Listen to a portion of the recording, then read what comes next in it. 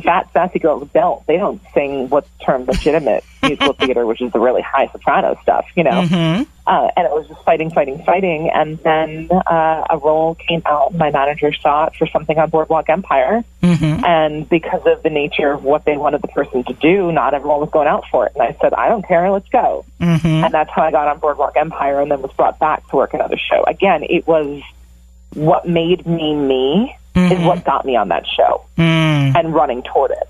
Love it. Not hiding from it. But yeah, there certainly are those challenges. Mm-hmm. You are listening to Our Voices. My name is Natasha Nurse. More with my guest, actress and career coach, Bethany Kay, next on the Voice of Nassau Community College 90.3 WHPC.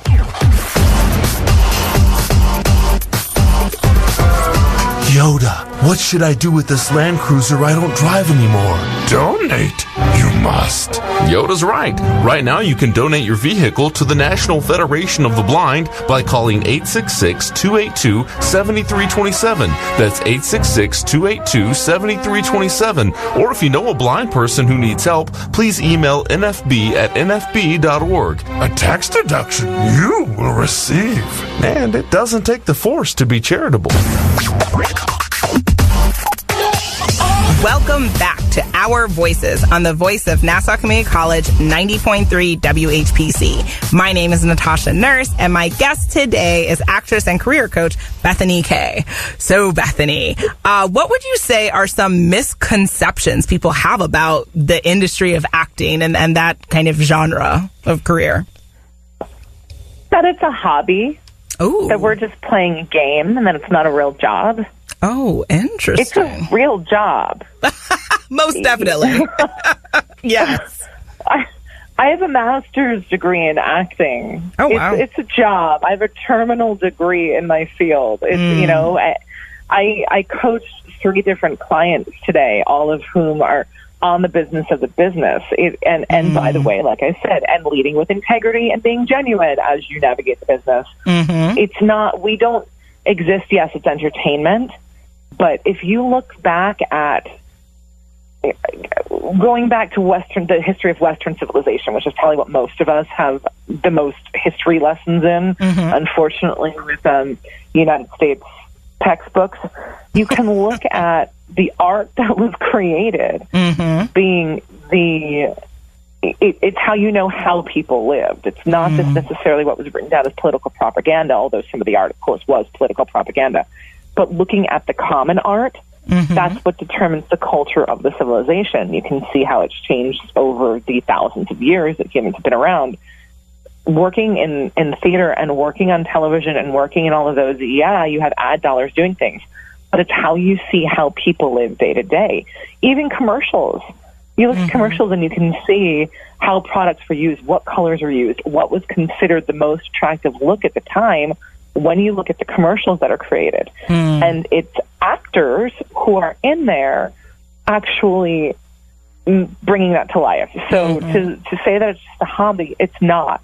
I think anything that you've done as sports, so many people say like playing in sports is a hobby, but the money is behind it once you get to the professional level. Absolutely. Actors, I don't know what the number is now, but from what I understand, it was like most professional actors, the average, it was $1,200 a year if you take everyone who's in SAG, which is the on-camera union. The average salary earned yearly by its membership was $1,200. Wow. That's for people who to continue in it. That's not a hobby. That's a life decision, and it does demean all the years that my colleagues and I have put in to call it a hobby. Absolutely. No, I can feel the passion and the honesty in that response.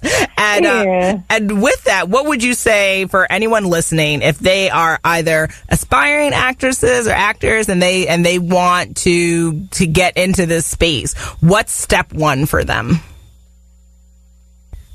You need to people watch, and that also means that watching the careers of the people that you feel akin to.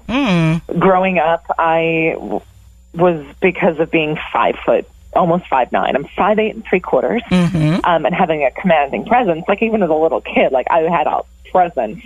I remember watching Cherry Jones on 24 and learning about her career in theater and watching the things that she did and saying, okay, let's see what she did in her career. How did she get here? And that's not saying that the industry hasn't changed monumentally in the past 15, 20 years. In the past 5 years, it has changed monumentally. But you can kind of see patterns of, oh, these are maybe the roles I should look at. These are the writers who write people like me. These are the agents and the managers who want to share the stories of actors like me and therefore represent them. And it makes it so not only are you doing things to actively propel your career forward by following the paths of other people or at least examining them, it also reminds you that it's all very doable. It breaks it down into steps rather than a whole career coming at you at once. There are digestible things that you can do to get to the next step. Absolutely. You are listening to Our Voices on the Voice of Nassau Community College 90.3 WHPC. My name is Natasha Nurse, and my guest today is actress and career coach Bethany Kay. Oh, Bethany, I love you, and I wish I had a million hours with you, but I don't. So we're I'm gonna have to figure out a way to get all my questions asked. But I guess let's see. Okay, so I guess my next question would definitely be about mentors. How have mentorship played a role in your career, and has it helped? Has it hurt? What would you say? Yeah, my first job at professional theater, I was at the Shakespeare Theater of New Jersey, which I was just back at fairly recently for the first time in 15 years. Talk about a crazy experience for me. And there's a woman there who a lot of you may know from not last season, season before on Homeland, Lila Robbins. Nice. Who's this classical theater luminary, as we say a lot in the theater, who saw me working on a project and took the time to take me aside and say, you got something, kid. This is somebody who I looked up to so greatly for her text work and for her elegance, saying you've got something. So it's not just like a mentor, just like a teacher. This is somebody who went out of her way to see this thing in this person and comment on it. I think the biggest effect that mentors have had on me is that I want to be one. Oh, wow. Okay. I love that. Kind of takes you out of your everyday, when's my next job coming as a performer, if you can give advice. Another actress at that theater gave me what I think is one of the best pieces of advice, and I want to share it every day, all day with a ton of people. Never be afraid to ask for advice from somebody. Absolutely. It makes them feel good because it's acknowledging their position in the industry. It acknowledges the years that they've put into getting where they are, whatever industry they're in, and it reestablishes a bond. It's one of those things where if you went to college with a casting director 15 years ago and you haven't spoken to them since, and you're like, well, Bethany, I want to live genuinely and not piss up to people, you can send them an email and say, I think what you have done since I've known you, and Lord knows I know it's been years, is phenomenal. I really love hearing about all the good that has happened to you. Is there any chance that I can get you lunch one day and just chat with you and see what you've been up to that I might not know about, because you're just so interesting to me, and I think it's so phenomenal that I knew you back when. Absolutely. You're going to make that person feel good. And even if they say no or they don't have time, it feels good. Absolutely. I agree. I think go ahead. No, yeah. I was just going to say, personally as well, personally and professionally, my life has definitely also been benefited from having mentors, having people just open up their arms and say, you know, what can I do for you? I think it's a beautiful human experience, and I think that too many people undervalue the relationships that we build with each other, because most people will say, you know, if it wasn't for XYZ, these people, I wouldn't be where I am. So it's just like, just remembering the value of what people bring to your life, the good and the bad, to be honest. But it feels intimidating to be in the ask position. It feels intimidating to write that email, to send that text, make that phone call. But it's going to be received differently than you're probably building a wall up in front of. Absolutely. It's going to be perceived with different ears. I mean, look, they know that you're asking it because you want to better yourself, but you're also acknowledging everything that they've done to get where they are. And it's a feel good. And it also feels good to teach people and to help people and to share knowledge. It just does. Absolutely. Okay. And so we only have a couple more minutes left. So I definitely want you to share, how can people get in touch with you if they want to work with you as a coach, if they want to learn more about how they can support you and the platform you're building, where can they find you, and what are all those details? Please find me. I think I'm most active on Instagram. I also forayed into the world of Twitter when Dietland was happening, because my bit on Dietland was quite the tweet storm, and so I had to learn how to do it on the fly. You can find me at Bethany Kay Actor. So on both of those platforms, Instagram and Twitter, at Bethany Kay Actor.